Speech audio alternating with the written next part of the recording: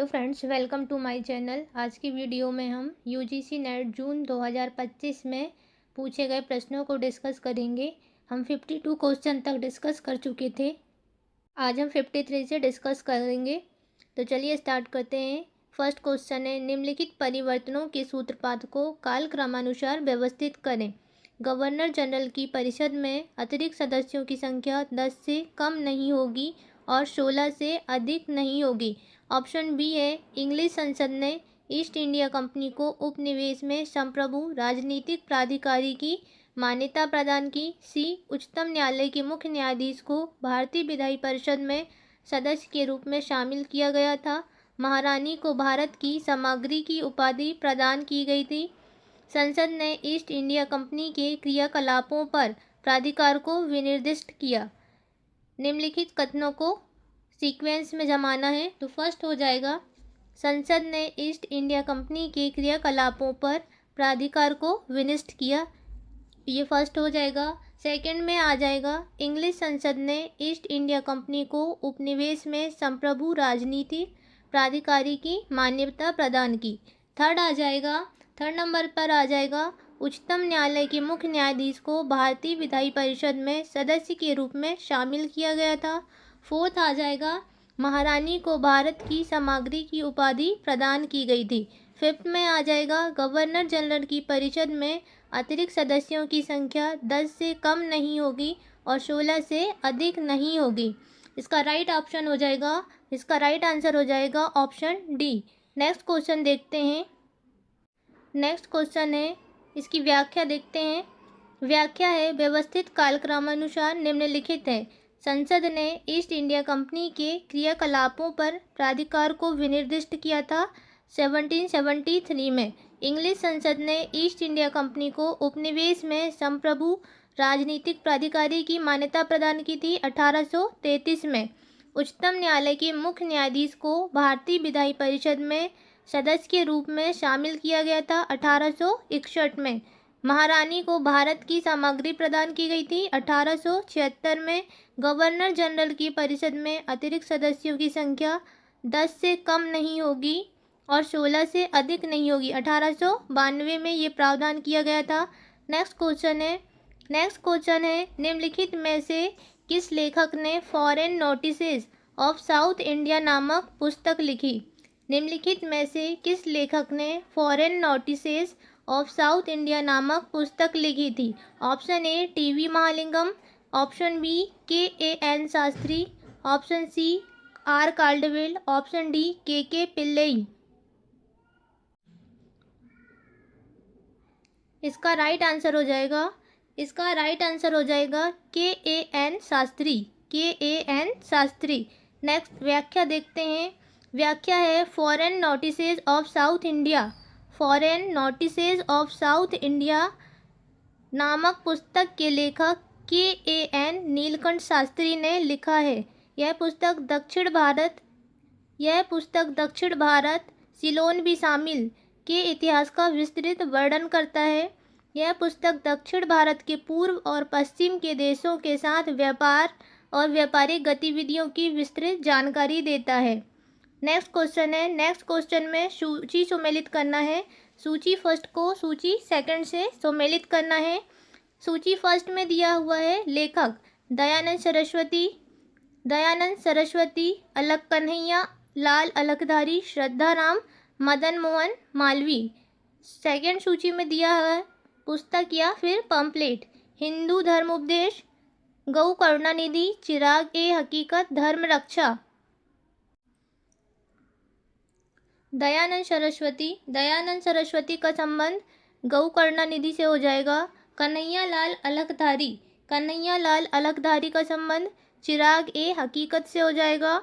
श्रद्धाराम का संबंध धर्म रक्षा से हो जाएगा। और मदन मोहन मालवीय का संबंध हिंदू धर्म उपदेश से। दयानंद सरस्वती का संबंध गौ करुणानिधि से, कन्हैया लाल अलकधारी का संबंध चिराग ए हकीकत से, श्रद्धाराम का संबंध धर्म रक्षा से हो जाएगा और मदन मोहन मालवीय का संबंध हिंदू धर्म उपदेश से। तो इसका राइट आंसर बनेगा, इसका राइट आंसर हो जाएगा ऑप्शन ए। नेक्स्ट क्वेश्चन है, नेक्स्ट क्वेश्चन, नेक्स्ट क्वेश्चन दिया हुआ है, जापान में रास बिहारी बोस और सन यात सेन के बीच बैठक की व्यवस्था करने में महत्वपूर्ण भूमिका किसने निभाई थी? जापान में रास बिहारी बोस और सन यात सेन के बीच बैठक की व्यवस्था करने में महत्वपूर्ण भूमिका किसने निभाई थी? भगवान सिंह, विंसेंट क्रॉफ्ट, ज्योतिन्द्र नाथ मुखर्जी, प्रमथ नाथ गुप्ता। इसका राइट आंसर हो जाएगा भगवान सिंह। व्याख्या देखते हैं इस प्रश्न की। जापान में रास बिहारी बोस और सन यात सेन के बीच बैठक की व्यवस्था करने में महत्वपूर्ण भूमिका का निर्वहन भगवान सिंह, गदर पार्टी के प्रमुख नेता डॉक्टर भगवान सिंह ज्ञानी प्रीतम ने किया था। डॉक्टर सिंह ने रास बिहारी को बताया कि हमें जुलाई 1915 में याकोहामा, जापान में एक दूसरे से मिलने का सौभाग्य प्राप्त हुआ था। नेक्स्ट क्वेश्चन है, चहमान अथवा चौहानों के बारे में निम्नलिखित में से कौन से कथन सत्य हैं?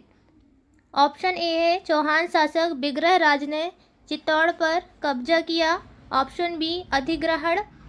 ऑप्शन बी, विग्रहराज ने तोमर शासकों से दिल्ली का अधिग्रहण किया। ऑप्शन सी है, पृथ्वीराज थर्ड ने चंदेलों के विरुद्ध अभियान का नेतृत्व किया। पृथ्वीराज तृतीय ने मुइजुद्दीन के विरुद्ध युद्ध में भाग लिया। ऑप्शन ई है, विग्रहराज गुजरात के चालुक्य शासक भीमद्वती से पराजित हुआ। इसमें सत्य कथन का चयन करेंगे तो कथन ए, चौहान शासक विग्रहराज ने चित्तौड़ पर कब्जा किया, ये सत्य हो जाएगा। ऑप्शन बी, विग्रहराज ने तोमर शासकों से दिल्ली का अधिग्रहण किया, और ये भी सत्य हो जाएगा। पृथ्वीराज तृतीय ने चंदेलों के विरुद्ध अभियान का नेतृत्व किया। ऑप्शन सी सत्य हो जाएगा। पृथ्वीराज तृतीय ने मुइजुद्दीन के विरुद्ध युद्ध में भाग लिया, ये भी सत्य हो जाएगा। विग्रहराज गुजरात के चालुक्य शासक भीमद्वती से पराजित हुआ था। ऑप्शन ई गलत हो जाएगा। इसका राइट आंसर बनेगा ऑप्शन ए। कथन ए, बी, सी और डी सत्य हैं। इस प्रश्न की व्याख्या देखते हैं। व्याख्या है, चौहान शासकों के बारे में निम्नलिखित कथन सत्य हैं। चौहान शासक विग्रहराज चतुर्थ या बीसलदेव द्वारा चित्तौड़ पर कब्जा किया गया। विग्रहराज ने तोमर शासकों से दिल्ली का अधिग्रहण 12वीं शताब्दी में किया था। पृथ्वीराज तृतीय ने 1182 ईस्वी में चंदेलों के विरुद्ध अभियान का नेतृत्व किया था। इसी युद्ध में पृथ्वीराज तृतीय ने चंदेल शासक परमर्दी को पराजित किया था, जिसके 2 सेनापति आला और ऊदल इसी युद्ध में वीरता से लड़े थे। कथन फोर्थ है, पृथ्वीराज तृतीय ने मुइजुद्दीन मोहम्मद गौरी के विरुद्ध 1191 तथा 1192 के युद्ध में भाग लिया था। 1191 के तराइन का प्रथम युद्ध था, जिसमें पृथ्वीराज तृतीय ने गौरी को पराजित किया था, और 1192 में तराइन का द्वितीय युद्ध हुआ था, जिसमें पृथ्वीराज चौहान गौरी से हार गया था। अब कथन 5 है, मोहम्मद गौरी ने 1178 में गुजरात के चालुक्य शासक भीमद्वती, जिनकी माता नाइकी देवी भी थी, मोहम्मद गौरी 1178 में गुजरात के चालुक्य शासक भीमद्वती, जिनकी माता नायिका देवी थी, से पराजित हुआ था। नेक्स्ट क्वेश्चन है, निम्नलिखित को कालक्रमानुसार व्यवस्थित करें। ऑप्शन ए है मित्र मेला। ऑप्शन ए है मित्र मेला। ऑप्शन बी अभिनव भारत। सी मिदनापुर सोसाइटी। डी सतीश चंद्र बसु द्वारा अनुशीलन समिति। ई ढाका अनुशीलन समिति। तो फर्स्ट में आ जाएगा मित्र मेला, पहले नंबर पर आ जाएगा मित्र मेला। सेकंड में आ जाएगी मिदनापुर सोसाइटी। थर्ड आ जाएगा सतीश चंद्र बसु द्वारा अनुशीलन समिति। फोर्थ नंबर पर आ जाएगा अभिनव भारत, और फिफ्थ आ जाएगा ढाका अनुशीलन समिति। इसका राइट आंसर हो जाएगा ए। नेक्स्ट व्याख्या देखते हैं। संस्थाओं का व्यवस्थित कालक्रमानुसार निम्नलिखित है। मित्र मेला की स्थापना 1899 में वी.डी. सावरकर और गणेश दामोदर के द्वारा की गई थी। मित्र मेला 1899 में वी.डी. सावरकर तथा गणेश दामोदर सावरकर के द्वारा स्थापित किया गया था। मिदनापुर सोसाइटी मिदनापुर सोसाइटी 1902 में ज्ञानेंद्र नाथ बसु के द्वारा, सतीश चंद्र बसु द्वारा अनुशीलन समिति मार्च 1902 में स्थापित की गई थी। अभिनव भारत 1904 में बीडी सावरकर के द्वारा। मित्र मेला का नाम ही बदलकर 1904 में अभिनव भारत कर दिया गया था। ढाका अनुशीलन समिति 1905 में पुलिन बिहारी दास के द्वारा। नेक्स्ट क्वेश्चन देखते हैं। नेक्स्ट क्वेश्चन है भारत सरकार सुशासन अधिनियम। भारत सरकार सुशासन अधिनियम 1858 के पुनर्स्थापन और सामग्री की घोषणा के बारे में किसने टिप्पणी की थी कि संकल्पनात्मक स्तर पर बाहरी के रूप में शासन आरंभ करने वाले ब्रिटिश अपने राजा में भारत की संप्रभुता निहित करके आंतरिक बन गए थे। Option A Bernard Cohn, option B Thomas Metcalf, option C Eric Stokes, option D है विंसेंट स्मिथ। इसका राइट आंसर हो जाएगा बर्नार्ड कोहन। किसने कहा था ये कथन? बर्नार्ड कोहन के द्वारा कहा गया है। नेक्स्ट व्याख्या देखते हैं। भारत सरकार सुशासन अधिनियम 1858 के पुनर्स्थापन और सामग्री की घोषणा के बारे में बर्नार्ड कोहन ने टिप्पणी की थी कि संकल्पनात्मक स्तर पर बाहरी के रूप में शासन आरंभ करने वाले ब्रिटिश अपने राजा में भारत की संप्रभुता निहित करके आंतरिक बन गए थे। कोहन का यह कथन इस अधिनियम के माध्यम से ब्रिटिश शासन का स्वरूप पहली बार और अप्रत्यक्ष था, लेकिन बाद में यह अधिक प्रत्यक्ष और आंतरिक हो गया क्योंकि अब ब्रिटिश राजा या रानी भारत के शासक बन गए थे। नेक्स्ट क्वेश्चन है भारतीय संगीत के विषय में निम्नलिखित में से कौन से कथन सत्य हैं? कथन ए पंचम यूरोपीय मेजर स्केल के सबसे निकट सादृश्य राग है। ऑप्शन ए पंचम यूरोपीय मेजर स्केल के सबसे निकट सादृश्य राग है। कथन ए सत्य हो जाएगा।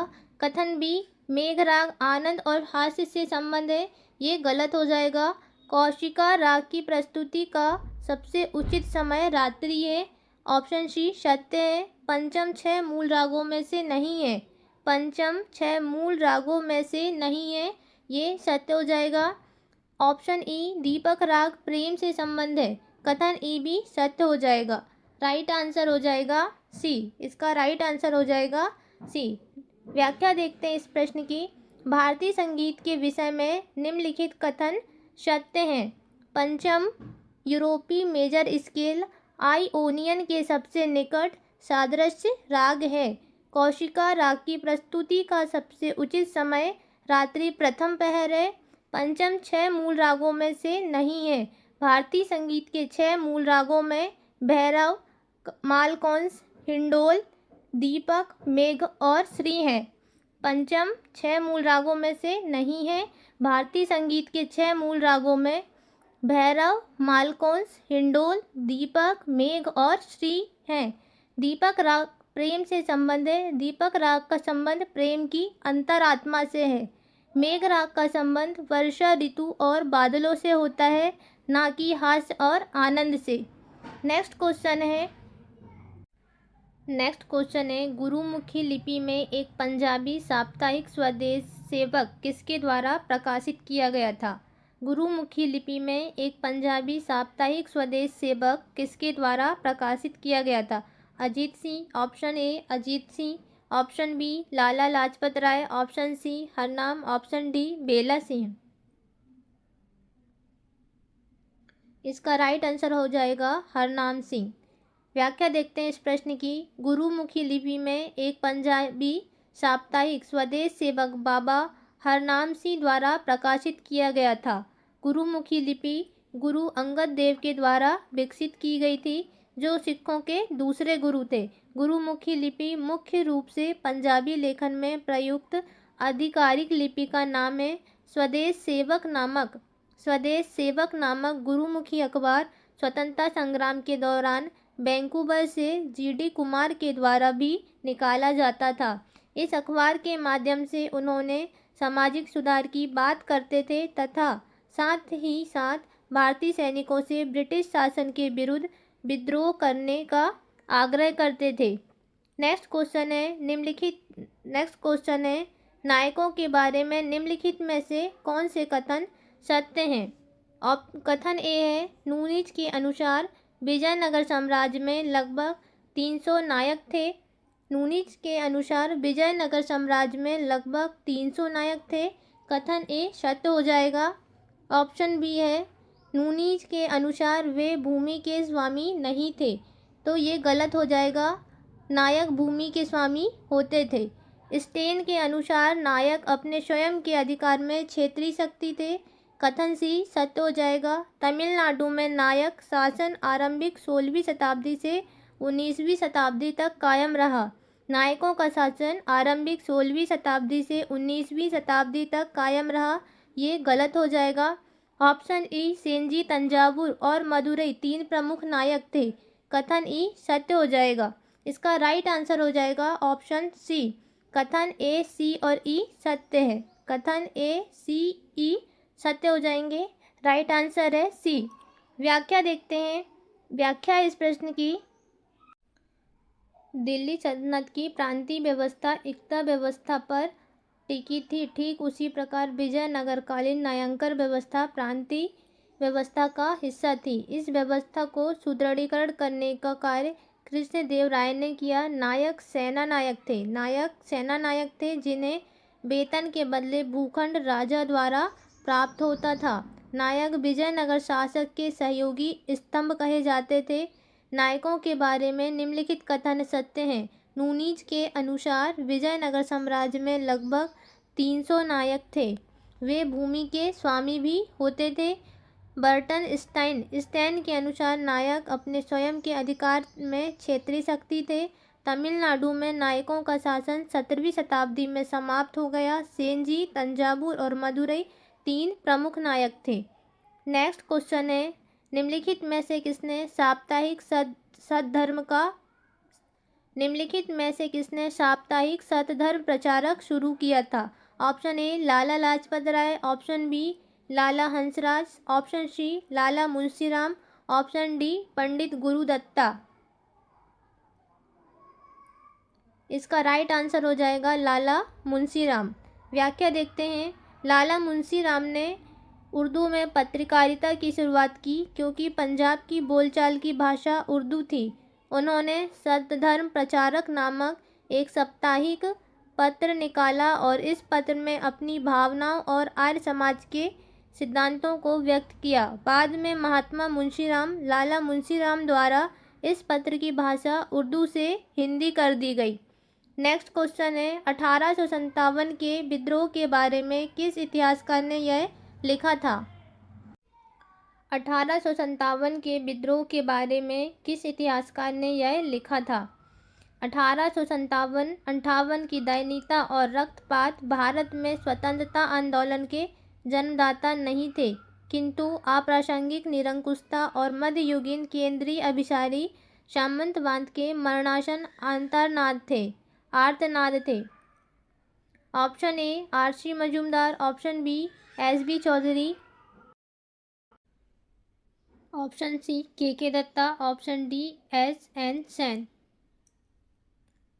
राइट आंसर हो जाएगा आर.सी. मजूमदार। व्याख्या देखते हैं। 1857 के विद्रोह के बारे में इतिहासकार आर.सी. मजूमदार ने लिखा है कि 1857-58 की दयनीयता और रक्तपात भारत में स्वतंत्रता आंदोलन के जन्मदाता नहीं थे, बल्कि अप्रासंगिक निरंकुशता और मध्ययुगीन केंद्रीय अभिसारी सामंतवाद के मरणासन आर्तनाद थे। जवाहरलाल नेहरू ने 1857 के विद्रोह को मूलतः एक सामंतीवाद विस्फोट था कहा। आर.सी. मजूमदार 1857 के विद्रोह को ना तो पहला, ना ही राष्ट्रीय और ना ही स्वतंत्रता संग्राम मानते हैं। नेक्स्ट क्वेश्चन में सूची सुमेलित करना है। सूची फर्स्ट में दिया हुआ है। बुक के नाम, खुलासात उत तवारीख, रियाज उस सलातीन, मुंतखाब उल लुबाब, सियार उल मुंतखरीन। सूची सेकंड में लेखक के नाम दिए हुए हैं। काफ़ी खान, गुलाम हुसैन सलीम, सुजान राय, गुलाम हुसैन। तो फर्स्ट हो जाएगा खुलासात उत तवारिक। खुलासात उत तवारिक के लेखक हैं सुजान राय भंडारी। रियाज उस सलातीन के लेखक गुलाम हुसैन अली मुंतखाब उल लुबाब के लेखक हैं खफी खान। सियार उल मुंतखरीन के लेखक हैं गुलाम हुसैन। खुलासात उत तवारिक सुजान राय भंडारी के द्वारा लिखी गई है। रियाज उस सलातीन गुलाम हुसैन अली के द्वारा। मुंतखाब उल लुबाब खफी खान के द्वारा। शियार उल मुंतखरीन गुलाम हुसैन के द्वारा लिखी गई है। इसका राइट आंसर बनेगा ऑप्शन ए। नेक्स्ट प्रश्न देखते हैं। नेक्स्ट प्रश्न है, अपनी आत्मकथा में महात्मा गांधी अपने ऊपर इस पुस्तक का जादुई प्रभाव इस प्रकार वर्णित करते हैं। मैं भीड़ में उठा और इन सिद्धांतों को व्यवहार में लागू करने के लिए तैयार था। अपनी आत्मकथा में महात्मा गांधी अपने ऊपर इस पुस्तक का जादुई प्रभाव इस प्रकार वर्णित करते हैं। मैं भीड़ में उठा और इन सिद्धांतों को व्यवहार में लागू करने के लिए तैयार था। महात्मा गांधी किस पुस्तक के बारे में ये बात कहते हैं? तो इसका ऑप्शन हो जाएगा, इसका राइट ऑप्शन हो जाएगा ऑप्शन बी, जॉन रस्किन की unto this last. John Ruskin की अनटू दिस लास्ट। इसका सीधा सीधा प्रश्न बनता है कि महात्मा गांधी पर किस पुस्तक का सर्वाधिक प्रभाव था? तो राइट आंसर क्या हो जाएगा? Option B. व्याख्या देखते हैं।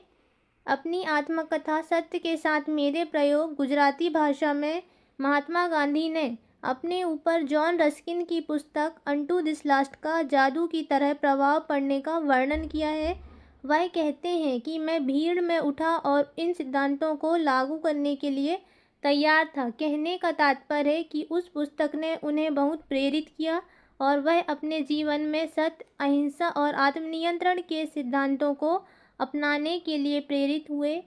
गांधी जी को यह पुस्तक 1904 में हेनरी पोलाक से प्राप्त हुई। गांधी जी द्वारा 1908 में इस पुस्तक का गुजराती भाषा में सर्वोदय नाम से अनुवाद किया गया। नेक्स्ट क्वेश्चन है, ये इम्पॉर्टेंट बन जाता है कि किस नाम से अनुवाद किया गया था? सर्वोदय नाम से। नेक्स्ट क्वेश्चन देखते हैं। नेक्स्ट क्वेश्चन है, निम्नलिखित में से कौन से कथन सत्य हैं? निम्नलिखित में से कौन से कथन सत्य हैं? विष्णुगोप एक पल्लव राजा था। कीर्तिवर्मन एक चालुक्य शासक था। यशोविग्रह एक कलचुरी राजा था। इंद्र एक राष्ट्रकूट राजा था। श्री विष्णु एक पल्लव राजा था। तो ऑप्शन ए, विष्णुगोप एक पल्लव राजा था, सत्य हो जाएगा। कीर्तिवर्मन एक चालुक्य शासक था, ये भी सत्य हो जाएगा। यशोविग्रह एक कलचुरी राजा था, ये गलत हो जाएगा। ऑप्शन डी, इंद्र एक राष्ट्रकूट राजा था, ये सत्य हो जाएगा। श्री विष्णु एक पल्लव राजा था, ये भी सत्य हो जाएगा। इसका राइट आंसर हो जाएगा ऑप्शन सी। राइट आंसर हो जाएगा ऑप्शन सी। नेक्स्ट व्याख्या देखते हैं। व्याख्या है, दिए गए विकल्पों में सत्य कथन निम्नलिखित हैं। दिए गए विकल्पों में सत्य कथन निम्नलिखित है। विष्णुगोप एक पल्लव राजा था। कीर्तिवर्मन एक चालुक्य शासक था। इंद्र एक राष्ट्रकूट शासक था जिसका शासनकाल 670 से 690 ईस्वी के आसपास था। श्री विष्णु 575 से 600 ईस्वी एक पल्लव राजा था और यशोविग्रह गढ़वाल शासक था, ना कि कलचुरी राजा था। नेक्स्ट प्रश्न है, सूची फर्स्ट को सूची सेकंड से सुमेलित करना है। एक सूची में दिया हुआ है मराठा अधिकारी और सेकंड सूची में उत्तरदायित्व दिए गए हैं। ऑप्शन ए है चिटनीस, ए चिटनीस, बी दाबीर, सी पंडितराव, डी वाक्यनबीस। सूची सेकंड में इनके उत्तरदायित्व दिए गए हैं घरेलू कार्य, दानार्थ अनुदान, पत्राचार, विदेशी मामलों से संबंधित। चिटनीस का संबंध पत्राचार विभाग से था। दाबीर का संबंध विदेशी मामलों से हो जाएगा। पंडित राव का संबंध दानार्थ अनुदान से हो जाएगा और वाक्यानबीस का संबंध घरेलू कार्यों से हो जाएगा। राइट आंसर हो जाएगा ऑप्शन बी। व्याख्या देखते हैं। व्याख्या है, चिटनीस का संबंध पत्राचार से, दाबीर या फिर दाबीर का संबंध विदेशी मामलों से, पंडित राव दानार्थ अनुदान से, वाक्यान्वयन का संबंध घरेलू कार्यों से होता था। नेक्स्ट क्वेश्चन है, सूची फर्स्ट को सूची सेकंड से सुमेलित कीजिए।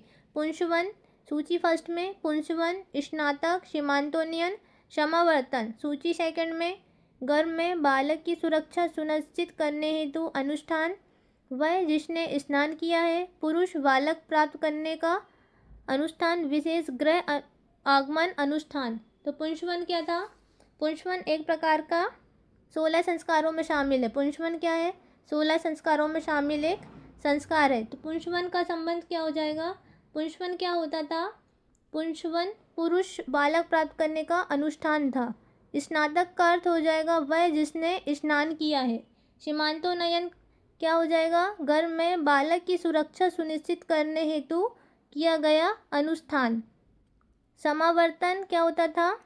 समावर्तन, सीमांतोन्नयन क्या हो जाएगा? गर्भ में बालक की सुरक्षा सुनिश्चित करने हेतु किया गया अनुष्ठान। और समावर्तन हो जाएगा विशेष गृह आगमन अनुष्ठान।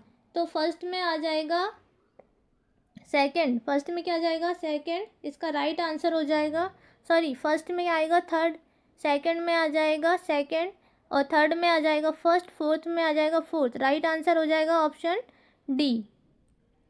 सूची फर्स्ट का सुमेलन इस प्रकार है। सूचियों का सही सुमेलन इस प्रकार है। पुंसवन क्या होता था? पुरुष या पुत्र या पुरुष बालक प्राप्त करने का अनुष्ठान। स्नातक वह जिसने स्नान किया है। सीमांतोन्नयन गर्भ में बालक की सुरक्षा सुनिश्चित करने हेतु अनुष्ठान। समावर्तन विशेष गृह आगमन अनुष्ठान। नेक्स्ट क्वेश्चन है, निम्नलिखित वेदांत सूत्र पर रामानुजाचार्य की टीका जिसने विशिष्टाद्वैतवाद दर्शन को प्रतिपादित किया क्या कहलाती है?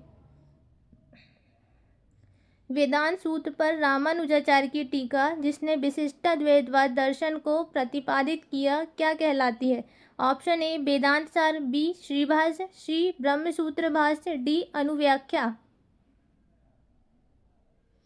इसका राइट आंसर हो जाएगा श्री भाष्य कहलाती थी। व्याख्या देखते हैं। वेदांत सूत्र पर रामानुजाचार्य की टीका जिसने विशिष्टाद्वैतवाद दर्शन को प्रतिपादित किया श्री भाष्य कहलाती है। यह टीका अद्वैत सिद्धांत के विचारों का खंडन करने के लिए उपयोगी है। वेदांत के प्रमुख आचार्य रामानुजाचार्य थे। रामानुज ने अपने श्री भाष्य के वेदांत के माया सिद्धांत का पुरजोर खंडन किया है। रामानुज ने अपने श्री भाष्य में वेदांत के माया सिद्धांत का पुरजोर खंडन किया है। उन्होंने भगवद गीता पर भाष्य लिखा जिसे गीता भाष्य कहा जाता है। नेक्स्ट प्रश्न है, भारत में निम्नलिखित यूरोपीय यात्रियों की यात्रा को कालक्रम से व्यवस्थित करें।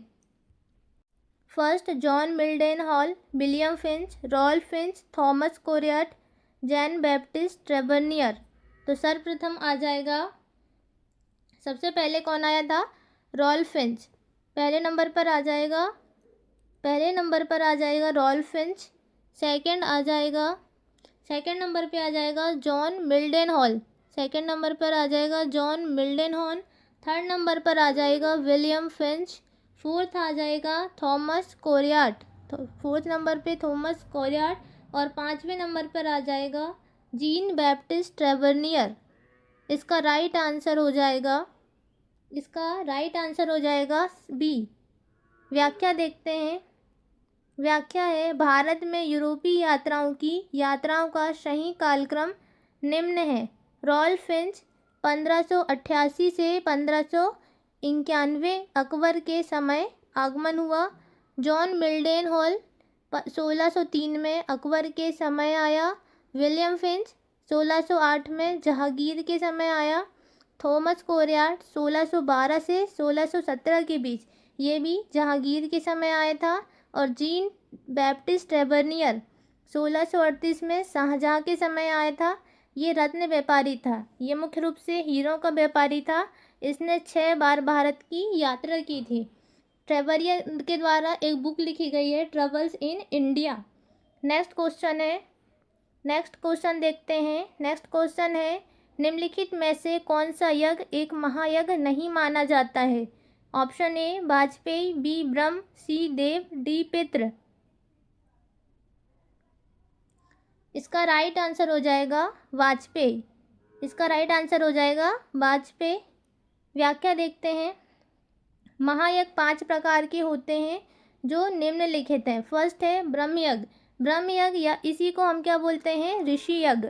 ब्रह्मयज्ञ या फिर इसी को हम ऋषि यज्ञ कहते हैं। यह यज्ञ ज्ञान और आध्यात्मिक विकास के लिए किया जाता है। सेकंड है देव यज्ञ। यह यज्ञ देवताओं की पूजा व आराधना से संबंधित है। नेक्स्ट है पितृयज्ञ, अपने पूर्वजों की आत्माओं की शांति के लिए, जिसमें पिंडदान और तर्पण जैसी क्रियाएं की जाती हैं। भूत यज्ञ, यह यज्ञ सभी जीव जंतुओं के प्रति दया और करुणा रखने के लिए किया जाता है। पांचवा यज्ञ होता है मनुष्य यज्ञ या फिर इसे अतिथि यज्ञ भी कहते हैं। मनुष्य के प्रति सेवा और सम्मान से रखने के लिए किया जाता है। इन यज्ञों को पंच महायज्ञ के नाम से जाना जाता है। ये सभी गृहस्थ के लिए महत्वपूर्ण यज्ञ हैं। वाजपेयी यज्ञ यह यज्ञ एक प्राचीन वैदिक अनुष्ठान है जो राज्य में राजा की समृद्धि, शक्ति और विजय के लिए किया जाता था। नेक्स्ट प्रश्न है, निम्नलिखित में से किसने लंदन में इंडियन होम रूल सोसाइटी की स्थापना की थी? भीकाजी कामा, एस राणा, श्यामजी कृष्ण वर्मा, बीडी सावरकर। इसका राइट आंसर हो जाएगा Shyamji Krishna Verma. Indian home rule society की स्थापना लंदन में श्यामजी कृष्ण वर्मा के द्वारा की गई थी। व्याख्या देखते हैं। व्याख्या है, इंडियन होम रूल सोसाइटी की स्थापना 1905 में श्यामजी कृष्ण वर्मा द्वारा लंदन में भीकाजी कामा, दादा भाई नौरोजी, एस राणा आदि के सहयोग से किया था। इस संगठन का उद्देश्य ब्रिटिश भारत में स्वशासन के उद्देश्य को प्राप्त करने के लिए आंदोलन को बढ़ावा देना था। नेक्स्ट प्रश्न है, 1921 में देशद्रोह के आरोप पर न्यायालय विचारण के दौरान निम्नलिखित में से किस राष्ट्रवादी नेता ने निम्नलिखित बयान दिया था? भारत भारतीयों का है, अतः हम स्वतंत्रता की मांग करते हैं कि ब्रिटिश हमारे प्यारे देश पर अपना निरंकुश शासन चला रहे हैं। यह बात सभी जानते हैं। कौन सा ऐसा कानून है जो किसी एक देश को अन्य देश पर शासन करने का अधिकार देता है? हम पूर्ण स्वतंत्रता से कम कुछ नहीं चाहते हैं। जब तक हम इसे प्राप्त नहीं कर लेते हैं, हम शांति से नहीं बैठेंगे। ये कथन किसका है? तो राइट आंसर हो जाएगा केशव बलिराम हेडगेवर। राइट आंसर हो जाएगा केशव बलिराम हेडगेवर। व्याख्या देखते हैं। 1921 में देशद्रोह के आरोप पर न्यायालय विचारण के दौरान राष्ट्रवादी नेता केशव बलिराम हेडगेवर बयान दिया था कि भारतीयों का है, अतः हम स्वतंत्रता की मांग करते हैं कि ब्रिटिश हमारे प्यारे देश पर अपना निरंकुश शासन चला रहे हैं। यह बात सभी जानते हैं। कौन सा ऐसा कानून है जो किसी एक देश को अपने देश पर शासन करने का अधिकार देता है? इस पूर्ण स्वतंत्रता से हम कुछ नहीं चाहते। इस पूर्ण स्वतंत्रता से कम कुछ नहीं चाहते हैं। जब तक हमें इसे प्राप्त नहीं कर लेते हैं, हम शांति से नहीं बैठेंगे। यह राष्ट्रीय स्वयंसेवक संघ के संस्थापक थे। केशव बलिराम हेडगेवर राष्ट्रीय स्वयंसेवक संघ के संस्थापक थे। नेक्स्ट प्रश्न है, संस्कृत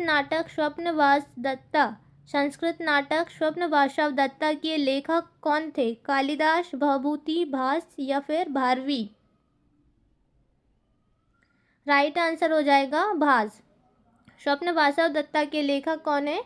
भास हैं। कालिदास के पूर्ववर्ती नाटककारों में महाकवि भास का नाम सर्वप्रथम लिया जाता था। गणपति शास्त्री ने सर्वप्रथम 1908 ईस्वी में भास के 13 नाटकों को उजागर किया। संस्कृत नाटक स्वप्नवासव दत्ता के साथ साथ पंचसूत्र, दूत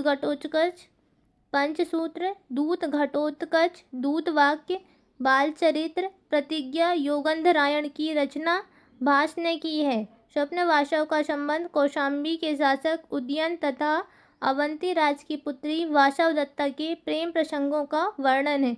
इम्पॉर्टेंट क्वेश्चन है, यहाँ से प्रश्न पूछ सकते हैं। भास की प्रमुख रचनाओं में से प्रश्न पूछा जा सकता है। नेक्स्ट क्वेश्चन देखते हैं। निम्नलिखित में से कौन सी अभिधम पिटक की 7 पुस्तकों सत प्रकरण में शामिल नहीं है? धम्मसंगानी, कथावस्तु, पुगला पन्नाती, महानिदेश। राइट आंसर हो जाएगा महानिदेश। व्याख्या देखते हैं। अभिधम पिटक में 7 पुस्तकों सत प्रकरण में में शामिल पुस्तकें निम्न हैं।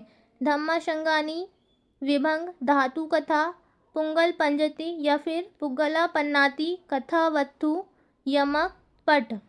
इन 7 खंडों को सत प्रकरण कहा जाता है। अभिधम पिटक की इन 7 पुस्तकों में महानिदेश शामिल नहीं है। नेक्स्ट प्रश्न है।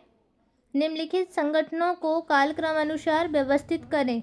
फर्स्ट है परमहंस मंडली, कुंभकोणम की अद्वैत सभा, आर्य समाज, प्रार्थना समाज, रहनुमाई मजदायन सभा। इन संस्थाओं को इनके स्थापना वर्ष के आधार पर व्यवस्थित करना है। तो फर्स्ट में आ जाएगा परमहंस मंडली, सेकंड में आ जाएगी रहनुमाई मजदायन सभा, थर्ड में आ जाएगा प्रार्थना सभा, फोर्थ आ जाएगा आर्य समाज और फिफ्थ में आ जाएगी कुंभकोणम की अद्वैत सभा। इसका राइट आंसर हो जाएगा डी। व्याख्या देखते हैं।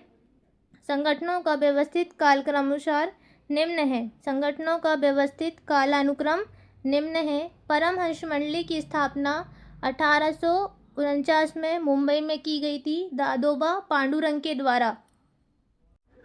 रहनुमाई मजदायन सभा की स्थापना 1851 में की गई थी। इसके प्रमुख नेता नारोजी फरदोंजी, दादा भाई नौरोजी, R.K. कामा और एक व्यक्ति और थे H.S. बंगाली।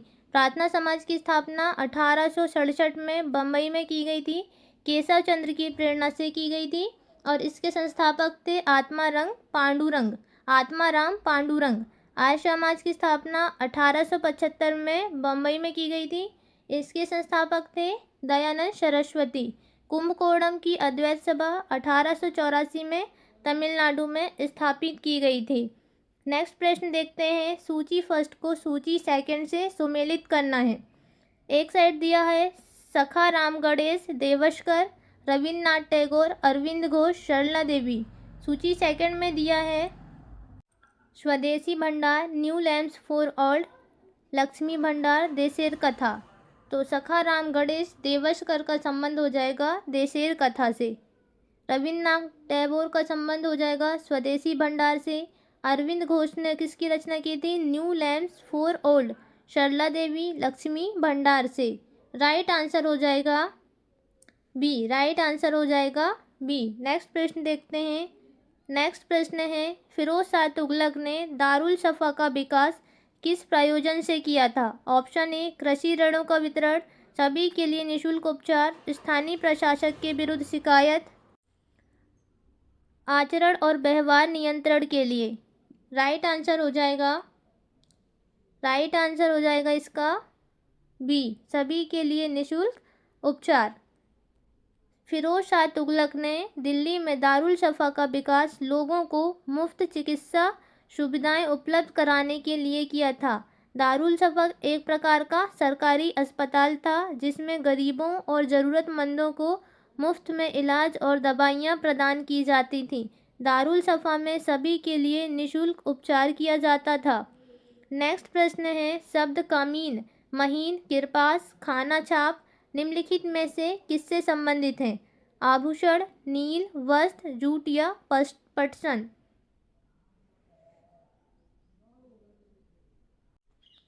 राइट आंसर हो जाएगा सी, वस्त्र से संबंधित है। व्याख्या देखते हैं। कमीन एक सामान्य शब्द है जिसका अर्थ वस्त्र या कपड़ा है। कमीन शब्द का प्रयोग कुछ विशिष्ट प्रकार के कपड़ों या परिधानों के लिए किया जाता है। महीन वस्त्र एक प्रकार के बहुत पतले व हल्के कपड़े होते हैं। किरपास और खाना छाप वस्त्र से संबंधित हैं। नेक्स्ट प्रश्न है अर्थशास्त्र के अनुसार कुप्य अध्यक्ष निम्नलिखित में से किसका प्रभारी था? ऑप्शन ए सिंचाई कार्य, ऑप्शन बी कुएं और नहरी प्रणाली, ऑप्शन सी वन उत्पाद, ऑप्शन डी तटबंध। राइट आंसर हो जाएगा सी, कुप्य अध्यक्ष वन उत्पाद का प्रभारी होता था। व्याख्या देखते हैं। अर्थशास्त्र में वर्णित केंद्रीय प्रशासन अनेक विभागों में बटा था जिन्हें तीर्थ कहा जाता था। अर्थशास्त्र में 18 तीर्थों के प्रधान पदाधिकारियों का विवरण प्राप्त होता है। विभागों के पदाधिकारियों के अतिरिक्त अनेक अध्यक्षों का उल्लेख अर्थशास्त्र में प्राप्त होता है। संभवतः इन अध्यक्षकों को यूनानी लेखकों द्वारा मजिस्ट्रेट कहा गया है।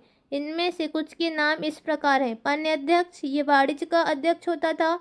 सीता अध्यक्ष, राजकीय कृषि विभाग का अध्यक्ष। अकारा अध्यक्ष, खानों का अध्यक्ष होता था। और कुप अध्यक्ष वन उत्पाद तथा उसकी संपदा का अध्यक्ष होता था। नेक्स्ट प्रश्न देखते हैं। नेक्स्ट प्रश्न है, पाल शासन काल में हुई निम्नलिखित घटनाओं को कालक्रमानुसार में व्यवस्थित करें। पालों ने कलिंग और कामरूप के विरुद्ध अभियान चलाए। पालों द्वारा प्रसिद्ध गदाधर मंदिर का निर्माण। पालों द्वारा विक्रमशिला विश्वविद्यालय की स्थापना। सुवर्णद्वीप के राजा द्वारा निर्मित बिहार के लिए पालों द्वारा 5 गांवों का दान। पालों ने केवर्तों के विरुद्ध अभियान का नेतृत्व किया।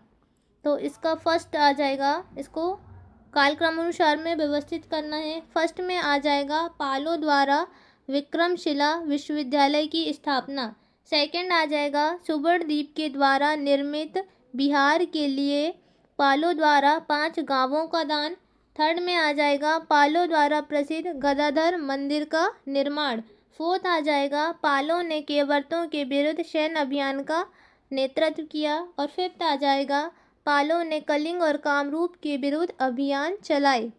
इसका राइट आंसर बनेगा ऑप्शन सी। नेक्स्ट व्याख्या देखते हैं। पाल शासनकाल में हुई घटनाओं का व्यवस्थित कालक्रमानुसार इस प्रकार है। पालों द्वारा सर्वप्रथम विक्रमशिला विश्वविद्यालय की स्थापना की गई। सुवर्णद्वीप के राजा द्वारा निर्मित बिहार के लिए पालों द्वारा 5 गांवों का दान दिया गया।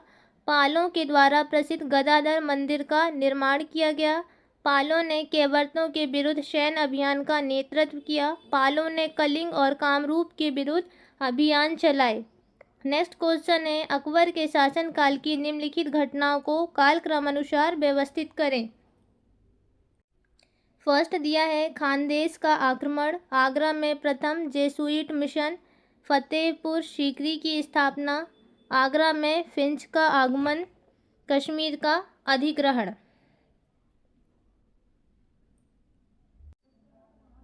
फर्स्ट नंबर पर आ जाएगा फतेहपुर सीकरी की स्थापना। सेकंड में आ जाएगा आगरा में प्रथम जेसुइट मिशन का आगमन। थर्ड में आ जाएगा, थर्ड नंबर पर आ जाएगा आगरा में फिंच का आगमन। फोर्थ में आ जाएगा कश्मीर का अधिग्रहण। और फिफ्थ में आ जाएगा खानदेश पर आक्रमण। ये अकबर का अंतिम अभियान था। इसका राइट आंसर हो जाएगा, इसका राइट आंसर हो जाएगा सी बी। इसका राइट आंसर बनेगा सी बी डी ई और ए। सी बी डी ई और ए, इसमें से सारे ऑप्शन गलत हैं। इसका राइट आंसर हो जाएगा सी बी डी ई ए। नेक्स्ट प्रश्न देखते हैं। नेक्स्ट प्रश्न दिया है, निम्नलिखित घटनाओं को कालक्रमानुसार व्यवस्थित करें। फर्स्ट है सिंध विजय, सेकंड है द्वितीय आंग्ल बर्मा युद्ध, सी अवध का अधिग्रहण, डी द्वितीय आंग्ल सिख युद्ध, ई कुर्ग का अधिग्रहण। तो फर्स्ट में आ जाएगा कुर्ग का अधिग्रहण, सेकंड में आ जाएगा सिंध विजय, थर्ड आ जाएगा द्वितीय आंग्ल सिख युद्ध, फोर्थ में आ जाएगा द्वितीय आंग्ल बर्मा युद्ध और फिफ्थ आ जाएगा लास्ट में अवध का अधिग्रहण। इसका राइट आंसर हो जाएगा ए। व्याख्या देखते हैं। कुर्ग का अधिग्रहण 1780 में हैदर अली द्वारा किया गया था। सिंध विजय 1834 में की गई थी। द्वितीय आंग्ल सिख युद्ध 1848 से 49 ईस्वी में, द्वितीय आंग्ल बर्मा युद्ध 1852 ईस्वी में, अवध का अधिग्रहण 1852 में नहीं बल्कि 1834 1256 में अधिग्रहण किया गया था। नेक्स्ट देखते हैं, चोलों से संबंधित निम्नलिखित घटनाओं को काल अनुक्रम में व्यवस्थित करें। राजराजेश्वर मंदिर तंजावुर में बनाया गया। राजेंद्र को युवराज उद्घोषित किया गया। राजेंद्र ने अपनी सेना को पश्चिमी चालुक्यों पर आक्रमण करने का आदेश दिया। मदुरई नवीन चोल उपशाही वॉयस रॉयल्टी का मुख्यालय बन गया। राजेंद्र ने श्री विजय के विरुद्ध युद्ध का नेतृत्व किया। तो फर्स्ट में आ जाएगा राजेंद्र ने अपनी सेना को पश्चिमी चालुक्यों पर आक्रमण करने का आदेश दिया। सेकंड, राजराजेश्वर मंदिर तंजावुर में बनाया गया। थर्ड में आ जाएगा राजेंद्र को युवराज घोषित किया गया। फोर्थ आ जाएगा मदुरई नवीन चोल उपशाही वॉयस रॉयल्टी का मुख्यालय बन गया। और लास्ट आ जाएगा राजेंद्र ने श्री विजय के विरुद्ध युद्ध का नेतृत्व किया। राइट आंसर हो जाएगा इसका सी। राइट आंसर हो जाएगा सी। नेक्स्ट प्रश्न देखते हैं। नेक्स्ट प्रश्न व्याख्या है इसकी। इसमें घटनाओं का क्रम दिया गया है। चोलों से संबंधित घटनाओं का व्यवस्थित काल अनुक्रम इस प्रकार है। राजेंद्र ने अपनी सेना को पश्चिमी चालुक्यों पर आक्रमण करने का आदेश दिया। सेकंड, राजराजेश्वर मंदिर तंजौर में बनाया गया। राजेंद्र को युवराज घोषित किया गया। मदुरई नवीन चोल उपशाही वॉयस रॉयल्टी का मुख्यालय बन गया। राजेंद्र ने श्री विजय के विरुद्ध युद्ध का नेतृत्व किया। नेक्स्ट प्रश्न देखते हैं। अशोक के निम्नलिखित में से किस शिलालेख में कलिंग विजय का उल्लेख है? शिलालेख 7, शिलालेख 8, शिलालेख 13, शिलालेख 12। राइट आंसर हो जाएगा शिलालेख 13। अशोक के 13वें शिलालेख में हमें कलिंग विजय का वर्णन मिलता है। अशोक अपने राज्याभिषेक के 8वें वर्ष 261 ईसा पूर्व में कलिंग राज के विरुद्ध युद्ध की शुरुआत की। कलिंग का प्राचीन राज आज के समय में दक्षिणी उड़ीसा में स्थित था।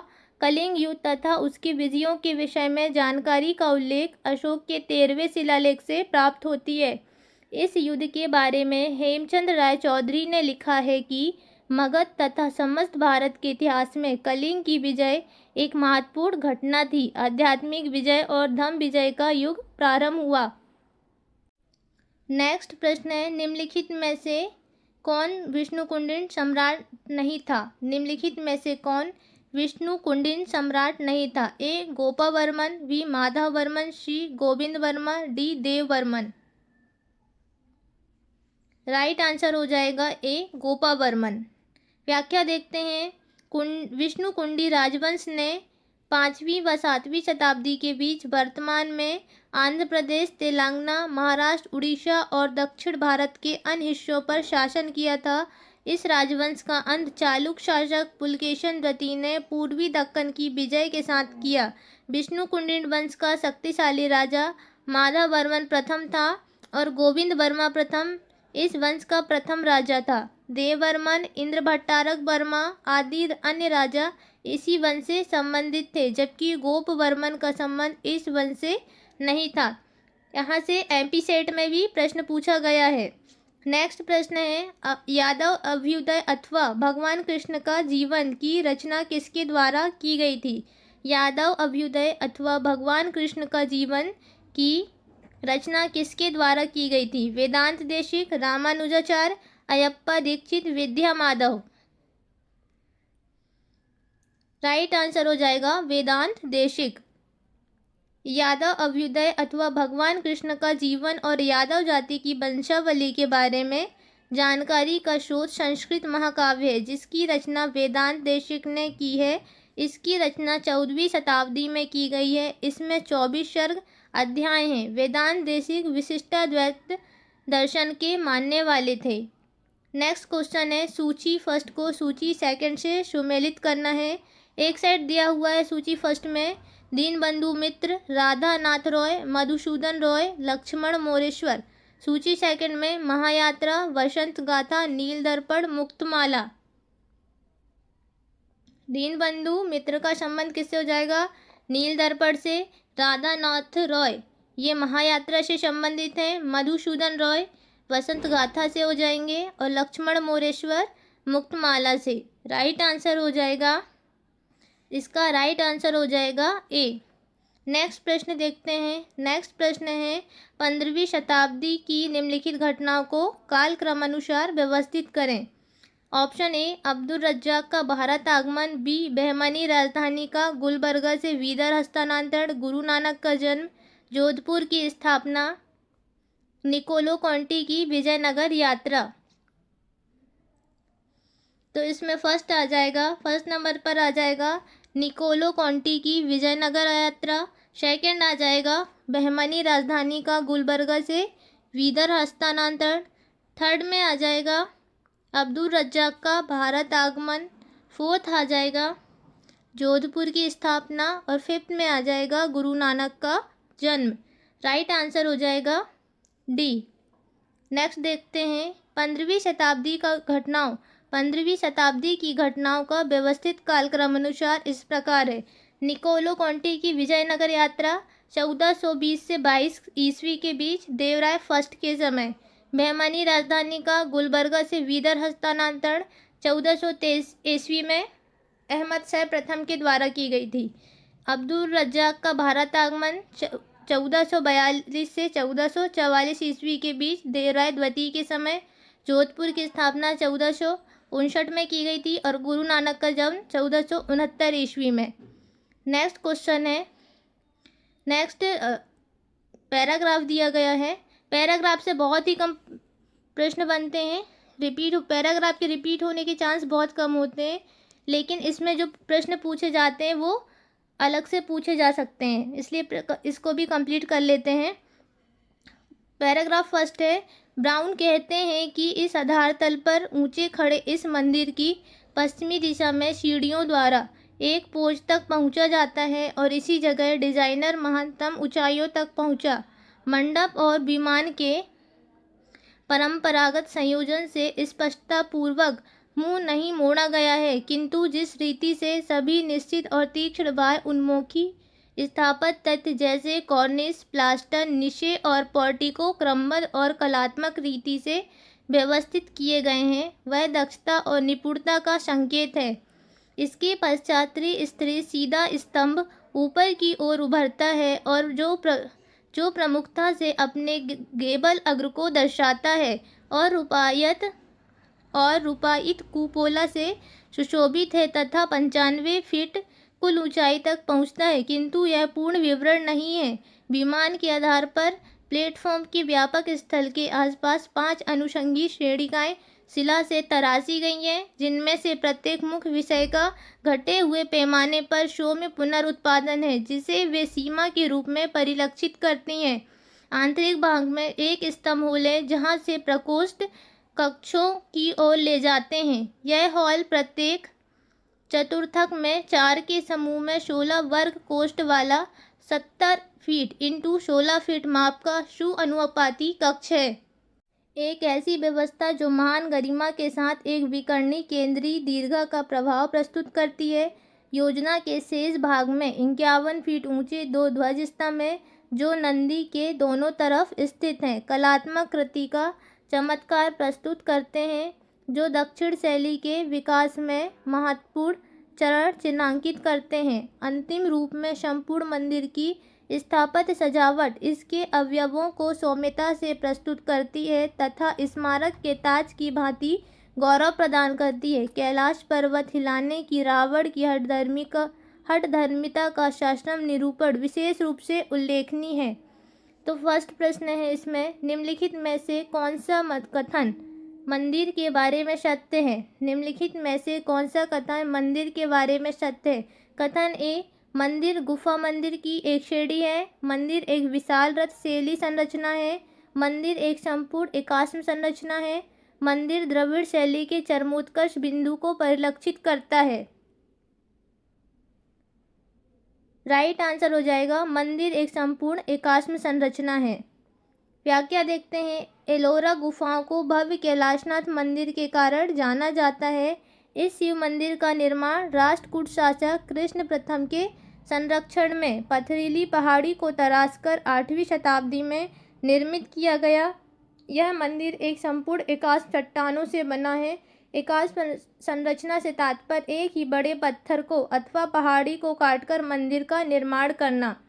नेक्स्ट प्रश्न है, अनुच्छेद में निम्नलिखित में से किस मंदिर को संदर्भित किया जा रहा है? एलोरा का कैलाशनाथ मंदिर, पटडाकल का विरूपाक्ष मंदिर, कांचीपुरम का कैलाशनाथ, तंजावुर का बृहदेश्वर मंदिर।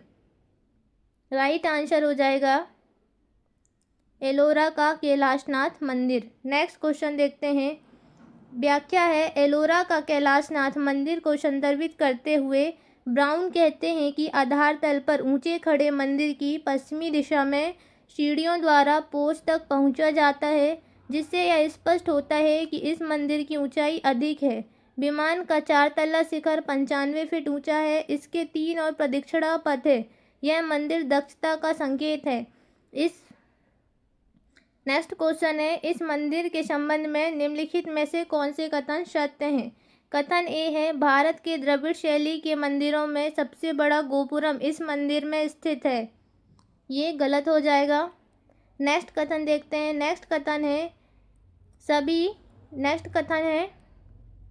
सभी द्रविड़ शैली मंदिरों में सबसे बड़ा मंडप इस मंदिर में स्थित है। कथन बी गलत हो जाएगा। कथन सी, इस स्थल के स्मारक मंदिर स्थित है। यूनेस्को विश्व विरासत स्थलों की सूची में शामिल है। इस स्थल के स्मारक जहां मंदिर स्थित है, यूनेस्को के विश्व विरासत स्थलों की सूची में शामिल है। ये सत्य हो जाएगा। इस मंदिर का निर्माण संरचना के तल में चौड़ी नींव निर्मित करने के साथ शुरू हुआ। कथन डी गलत हो जाएगा। इसका राइट ऑप्शन है सी। व्याख्या देखते हैं। एलोरा के कैलाश मंदिर की गुफाओं को 1983 में यूनेस्को की विश्व धरोहर सूची में कैलाशनाथ मंदिर को भी शामिल किया गया था। एलोरा का कैलाश मंदिर महाराष्ट्र प्रांत के औरंगाबाद में स्थित एलोरा की पहाड़ी पर निर्मित है। इसमें हिंदू,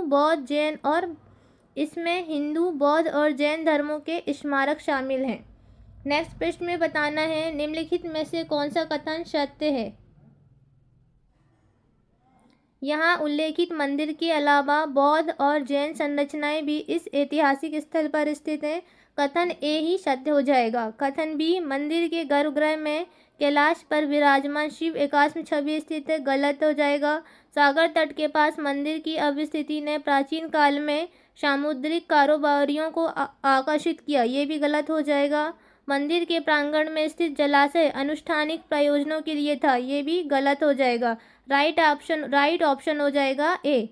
एलोरा पहाड़ी पर कैलाश मंदिर, शिव मंदिर के अलावा 12 बौद्ध गुफाएं, जैन की 5 जैन गुहा मंदिर, धर्मों के मंदिर बने हैं। ये गुफाएं एक दूसरे के पास बनी हुई हैं, जो धार्मिक सद्भावना का संदेश देती हैं। बौद्ध गुफाओं में 1 से 12 तक में चैत्य प्रार्थना कक्ष, विहार, मठ बने हुए हैं। हिंदू गुफाओं 13 से 29 हैं, जो एक ही प्रस्तर चट्टान को काटकर बनाई गई हैं। जैन गुफाएं 30 से 40 का संबंध दिगंबर जैन परंपरा से है। नेक्स्ट क्वेश्चन है, निम्नलिखित में से किसने यहाँ वर्णित मंदिर का निर्माण किया है? निम्नलिखित में से किसने यहाँ वर्णित मंदिर का निर्माण किया है? कृष्ण प्रथम, विक्रमादित्य द्वितीय, महेंद्र वर्मन द्वितीय, नरसिंह वर्मन द्वितीय। राइट आंसर हो जाएगा कृष्ण प्रथम। नेक्स्ट प्रश्न देखते हैं। एलोरा पहाड़ी पर निर्मित एलोरा का कैलाश मंदिर राष्ट्रकूट शासक कृष्ण प्रथम ने करवाया था। इंपॉर्टेंट हो जाएगा। यह मंदिर प्राचीन भारतीय वास्तु एवं तक्षण कला का सर्वोत्कृष्ट उदाहरण प्रस्तुत करता है। संपूर्ण मंदिर एकाश पत्थर से निर्मित है। इसमें गोवर्धन धारण किए हुए कृष्ण भगवान विष्णु, शिव के विविध रूपों, महिषासुर का वध करती हुई दुर्गा, कैलाश पर्वत उठाए हुए रावण आदि दृश्यों का कुशलतापूर्वक अंकन है। नेक्स्ट पैराग्राफ है, निम्नलिखित अनुच्छेदों को पढ़ना है और प्रश्नों के उत्तर देना है। धर्म संघर्ष की समस्या का संबंध हिंदू समाधान। धर्म संघर्ष की समस्या का हिंदू समाधान भविष्य में स्वीकारे जाने की संभावना है। यह मुझे निश्चित प्रतीत होता है। इसकी प्राप्ति के लिए अपने उद्देश्य एवं मार्ग निर्धारण की स्वतंत्रता आधारित भावना महत्वपूर्ण है।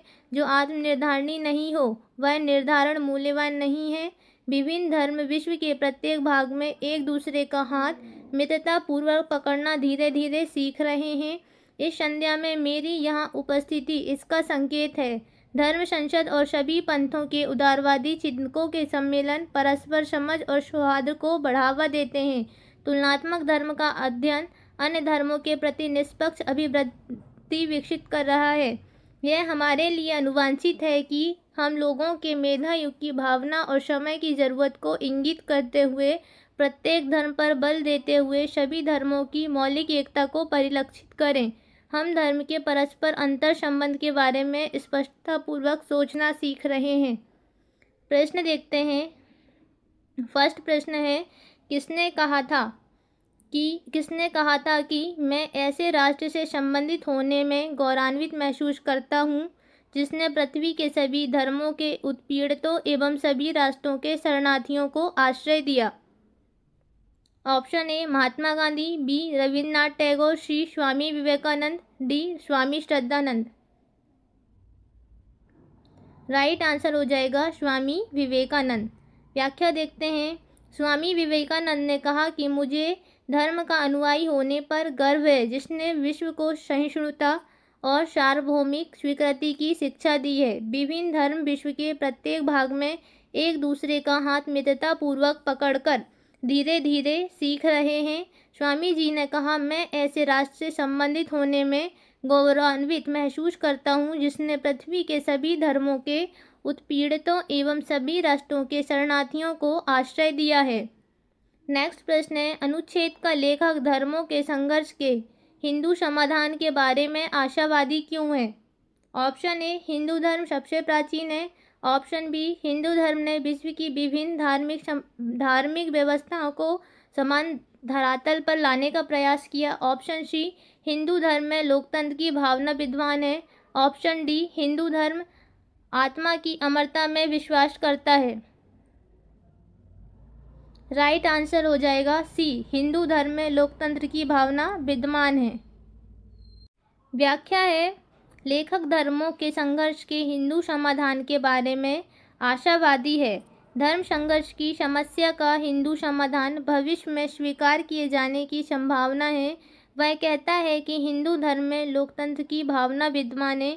यह मुझे निश्चित प्रतीत होता है। नेक्स्ट प्रश्न है, निम्नलिखित में से कौन सी सर्वपल्ली राधाकृष्णन द्वारा लिखित पुस्तक नहीं है? The Hindu view of life, the principal Upanishad, living with a purpose, thought forms. Right answer हो जाएगा थॉट फॉर्म्स। बाकी ये तीन बुक राधाकृष्णन सर्वपल्ली की हैं। व्याख्या देखते हैं। सर्वपल्ली राधाकृष्णन एक महान शिक्षाविद थे। भारत के उपराष्ट्रपति के पद को सुशोभित किया। सर्वपल्ली राधाकृष्णन द्वारा लिखी गई पुस्तकों में the Hindu view of life, the principal Upanishad, living with a purpose आदि हैं, जबकि थॉट फॉर्म्स नामक पुस्तक एनी बेसेंट द्वारा लिखी गई है। नेक्स्ट प्रश्न देखते हैं। पुस्तक एंशिएंट विजडम का लेखक कौन है? Option A Annie Besant, B Bhagwan Das, C Sarvepalli Radhakrishnan, D Lajpat Rai. Right answer हो जाएगा एनी बेसेंट। एंशिएंट विजडम की लेखिका एनी बेसेंट हैं। एंशिएंट विजडम पुस्तक की लेखिका एनी बेसेंट हैं। यह एक समाज सुधारक व थियोसोफिस्ट महिला थीं। भारत में इन्होंने थियोसोफिकल सोसाइटी की स्थापना की। इनके द्वारा लिखी गई अन्य पुस्तकों में ये इंपॉर्टेंट हो जाएंगी। The 7 principle of man, Annie Besant and autobiography है।